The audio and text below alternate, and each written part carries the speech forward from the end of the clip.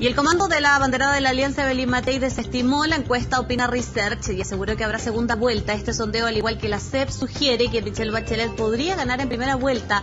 Ante la pregunta si las elecciones fueran este domingo, ¿por cuál de los candidatos votaría? Matei, por ejemplo, obtiene un 21,7% versus Bachelet, que alcanza el 46,2%. Queremos conversar acerca de este tema, las campañas, la preparación para las elecciones que están prontas a llegar. Está con nosotros ya el diputado de la UDI, Gustavo Asbun. Diputado, gracias por estar con nosotros. Bienvenido. Muchas gracias por la invitación. Bueno, partamos por el tema de las encuestas, la CEP, la Latino Barómetro, la Opina Research que mandó a hacer el Mercurio. En todas Bachelet lleva la ventaja, en todas Matei lleva el segundo lugar y en todas probablemente no se daría el escenario de segunda vuelta. ¿Usted cree que eso va a ser así? Y si no lo cree, ¿cree que se puede revertir?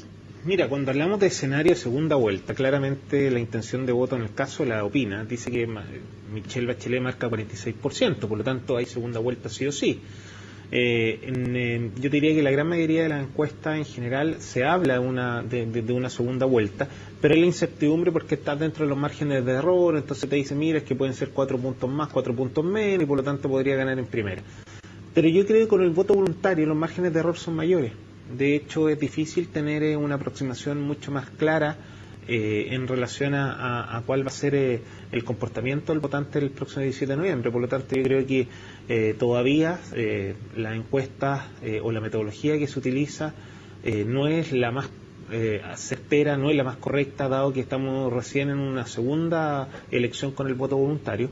Y por lo tanto, al no conocer mucho el comportamiento del electorado, es difícil tener un pronóstico claro. Así que yo creo que la mejor encuesta va a ser el 17 de noviembre, que vamos a tener claridad de lo que va a pasar. Y que a mí no me cae ninguna duda hoy día que va a haber segunda vuelta y que obviamente va a ser Michelle Bachelet y Evelyn Matei quienes van a pasar, y que Parisi o Meo están muy por debajo de alcanzar el segundo lugar. Ahora, esa claridad de todas formas sí muestra esa claridad que tiene usted que dice que va a la segunda vuelta, de todas formas sí muestra un fenómeno, y es que, bueno, Evelyn Matei, todos sabemos, entró tarde a la candidatura presidencial y que de a poco ha ido incrementando, pero si uno lo compara con elecciones anteriores y con candidatos de su conglomerado, probablemente también es bastante amplia la desventaja o la diferencia entre dos candidatos. ¿Usted cree, o qué cree más bien que pasó aquí, o qué ha estado pasando? ¿Ha sido muy lenta la incorporación con Evelyn Matei por parte de la ciudadanía? ¿A la gente no le gusta? ¿Hay un conglomerado que está detrás de ella que la gente no está contenta a partir del proyecto del presidente Piñera? ¿Qué cree usted que pasa?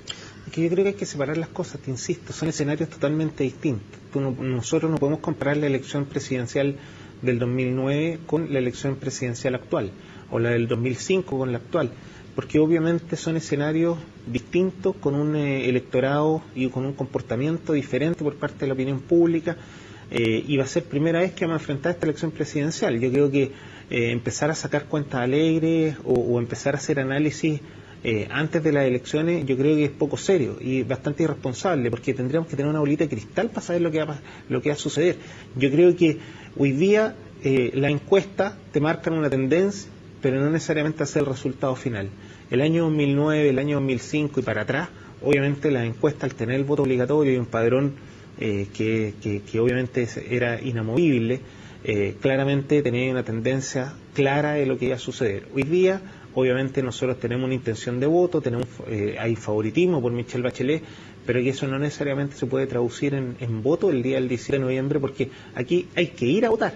Hoy día ya tú no estás obligado, por lo tanto, ese elector, si el 17 de noviembre decide no levantarse más tarde o sencillamente irse fuera de Santiago, prácticamente el escenario y el mapa electoral puede variar mucho. Ya, a eso quería ir. Usted me dice, la gente tiene que concurrir a votar. Muchos ciudadanos lícitamente podrían decir, bueno, ¿para qué voy a ir a votar si esta situación está zanjada? La mayoría de las encuestas da que va a ser Michelle Bachelet la candidata, entonces, finalmente, ¿para qué voy a ir a emitir mi voto si es que fueran a favor de su conglomerado? ¿Cómo afecta eso entonces a las campañas parlamentarias? Usted, por ejemplo, es candidato a las candidaturas que se van a definir si la gente del conglomerado no concurre a votar, si se desincentiva el voto. Es que yo creo que así por el otro lado también se puede desincentivar diciendo, mira, sabes que Michelle Bachelet tiene carrera ganada, por lo tanto, ¿para qué vamos a ir a votar? Claro, ella hace llamado a voto, pero el Latino Barómetro ha dicho que si va menos le favorece a Michelle Bachelet más que a Evelyn Matei. Yo tengo mis dudas a quién favorece. Te insisto que hoy día los análisis que hacen las encuestas son poco certeros.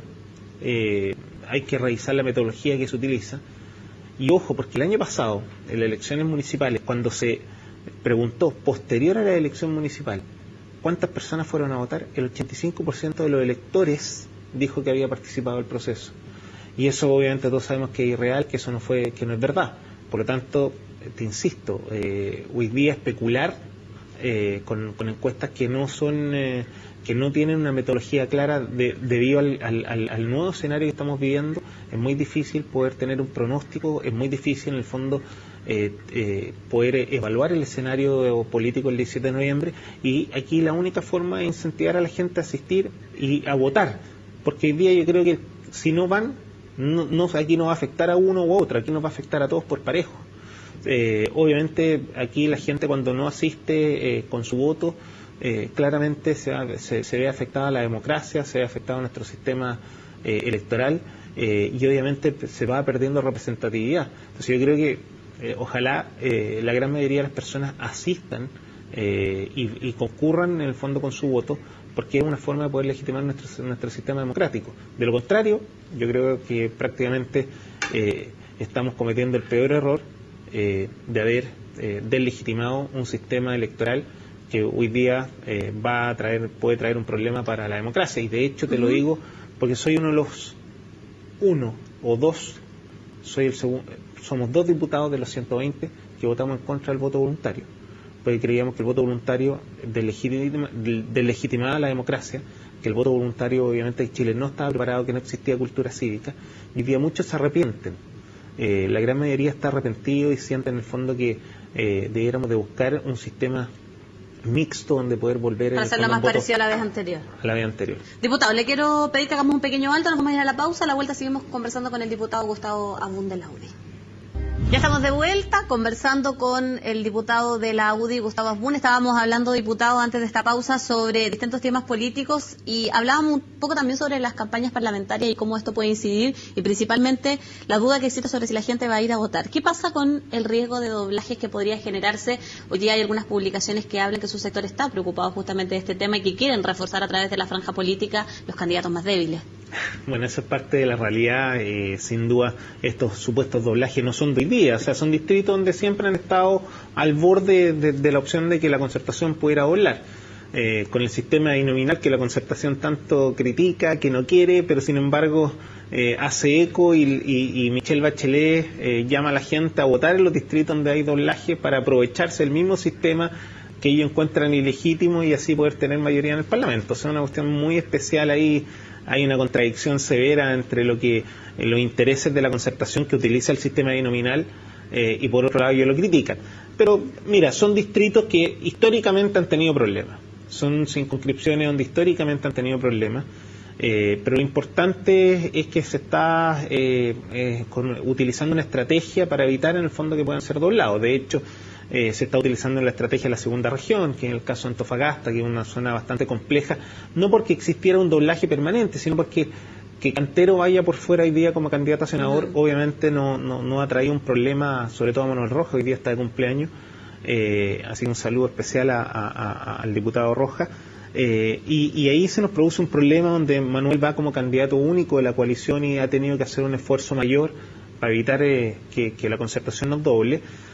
En la octava costa, que históricamente nos doblaba la Concertación, lo más probable que Jacqueline Barriselberger sea senadora, y por lo tanto terminemos y evitemos el doblaje. En el caso de Punta Arenas está abierto, hay una opción real de que nosotros podamos recuperar también la 12ª región. Entonces yo creo que se está trabajando. Y en el tema de los distritos, son los típicos distritos habituales donde siempre ha habido riesgo, y hoy día lo que se está haciendo, se está aplicando en el fondo una estrategia para evitar que se puedan debilitar y que obviamente la gente asista a votar y así poder mantener nuestra representación. Diputado, ¿qué autocrítica se puede hacer? Y le pongo el siguiente escenario. Usted me dice que no es bueno comparar las elecciones, pero si uno va a la elección pasada, por ejemplo, había un descontento y se percibió, y los analistas lo dijeron, de la Concertación, lo que por ejemplo le dio una alta votación a Marco Enrique Ominami, lo que no permitió que Eduardo Frei sacara un porcentaje y que finalmente convirtió a Sebastián Piñera en presidente de la República. Hoy día muchos hablan que ese fenómeno de manera parecida se provoca con Parisi, que le resta votos a Evelyn Matei y que podría haber un descontento con el sector de la derecha más tradicional para abrirse a nuevos aspectos. Primero,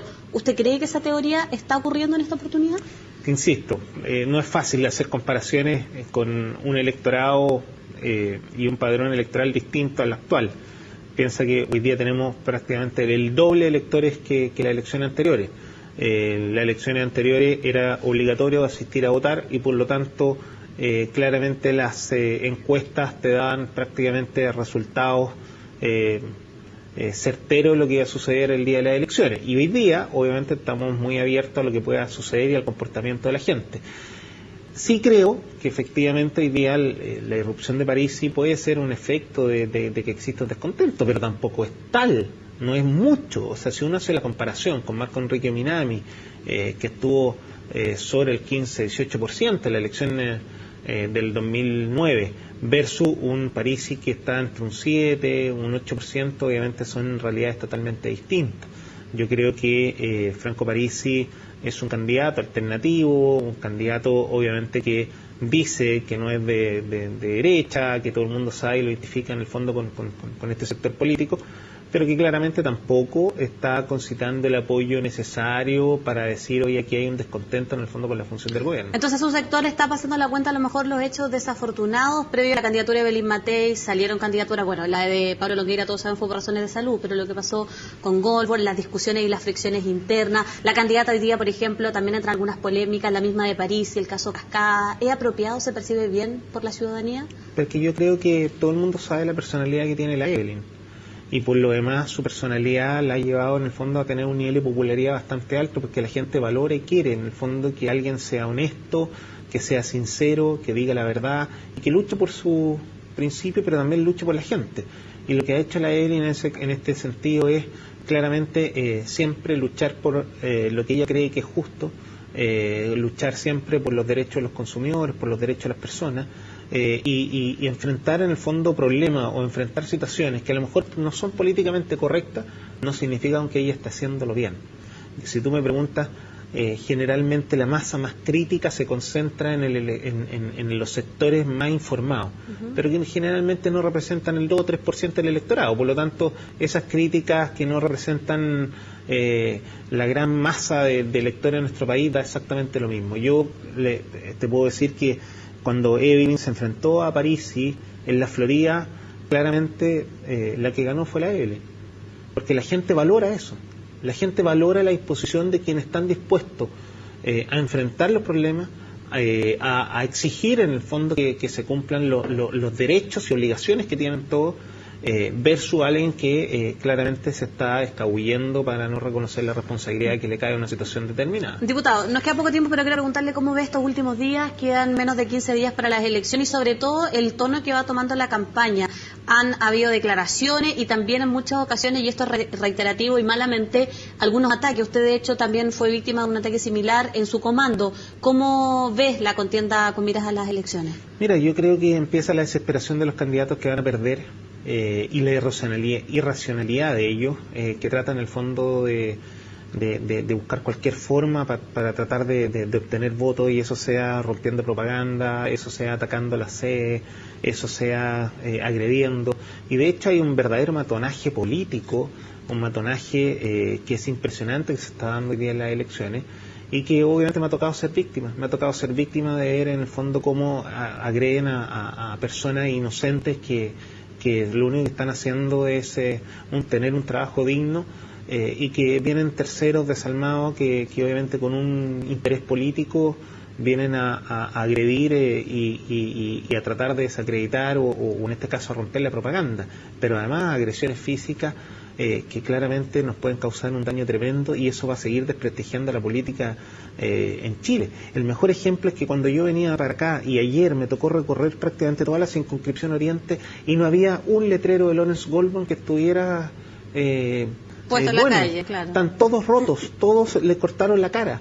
Entonces eso te demuestra que cuando te empiezan a destruir la propaganda, son candidatos que están desesperados, pero que claramente son candidatos que son cómplices del matonaje político y que además avalan estas malas prácticas que suceden en las campañas y que son bastante habituales. Yo lamentablemente creo que estas situaciones hay que erradicarlas, y yo espero que cada vez que sucedan situaciones como esta, los candidatos hagan las denuncias respectivas al Ministerio Público para que sean investigados y sean sancionados drásticamente los responsables. Bien, diputado Gustavo Bull, le agradecemos mucho por haber estado acá en CNN Chile. No, muchas gracias. Ustedes sigan en la sintonía, no se vayan.